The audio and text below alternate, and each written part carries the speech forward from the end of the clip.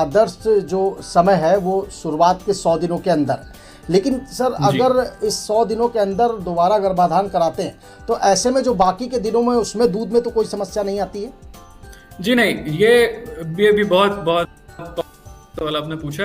इसका भी कुछ लोगों को ये संदेह रहता है। इसमें मैं ये जोड़ना चाहूंगा कि बच्चा देने के बाद पशु की सामान्य ये फिजियोलॉजी है, उसकी सामान्य अवस्था है कि उसको ये 100 यानी ये 300 दिनों का जो उसका साइकिल है उसको पूरा करना है। ये उसकी सामान्य अवस्था है और ये उसकी सामान्य अवस्था है पशु की कि इसी दौरान उसको आप दोबारा से ज्ञापन करा दें कि वो इस साइकिल को कंटिन्यू करती रहे। अब मान के चलिए, एक एग्जाम्पल तरह से अगर आप मान के चलिए, मैं फिर से वो जनवरी से दिसंबर वाले उदाहरण पे आता हूँ।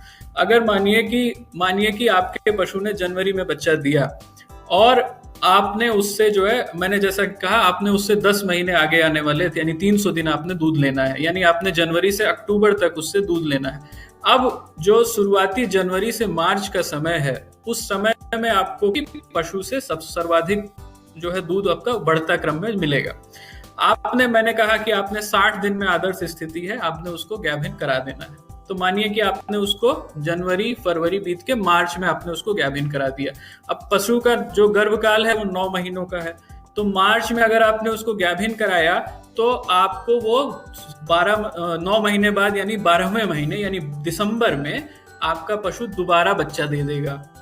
तो जो आपने इस पशु से जनवरी से अब तक दूध लिया, फिर आपने उसको 2 महीने का जो ड्राई पीरियड दिया 60 दिनों का, उसके बाद आप फिर से दिसंबर में पुनः जो है इसी साइकिल पे आ जाएंगे, आपको दूध फिर से मिलना शुरू हो जाएगा। अब मान के चलिए कि आपने यहाँ पे लेट कर दिया।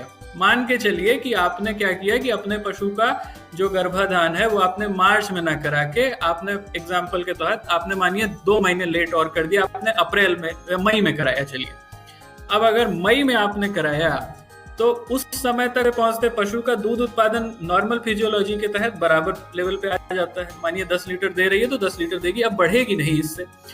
अब गर्भधान कराने के बाद जो 9 महीने बीत के जब पशु बच्चा देगा तो वो कब देगा? फरवरी में जाके अगले साल। ठीक है, तो जब वो फरवरी में अगले साल बच्चा देगा तो आपका पशु का जो नॉर्मल साइकिल था उसके मुताबिक वो अक्टूबर तक जो है उसका दूध का उत्पादन घट रहा है। अक्टूबर के बाद वो आपको कुछ बहुत ज्यादा दूध नहीं देने वाला। तो आपके पास एक डेयरी फार्मिंग में आपके पास दूध का गैप कितने महीने का हो गया? आपका गैप हो गया अक्टूबर के बाद नवंबर, दिसंबर, जनवरी, फरवरी। तो आपके पास टोटल 4 महीने का गैप हो गया। तो इधर आपने जो 2 महीने का नुकसान किया उससे आपका 4 महीने का नुकसान आगे हो गया। तो इसलिए जो है ये आपकी आदर्श स्थिति है कि आपको 60 से 90 दिनों के भीतर बच्चा देने के आपके पशु को गाभिन करा दे, जिससे उसका जो साइकिल है वो मेंटेन बना रहे। ये अच्छा जवाब और अच्छे तरीके से डॉक्टर साहब ने समझाया। पशुपालकों के लिए निश्चित तौर पर एक राहत जरूर मिली होगी, एक सुकून जरूर मिला होगा। जो उनका सवाल था कि किस तरह से शुरुआती 100 दिनों के अंदर, 60 से 100 दिनों के अंदर वो आदर्श स्थिति है अपने पशुओं को दोबारा गर्भाधान कराने के लिए। अधिक जानकारी के लिए डाउनलोड करें कपिला फार्मर ऐप।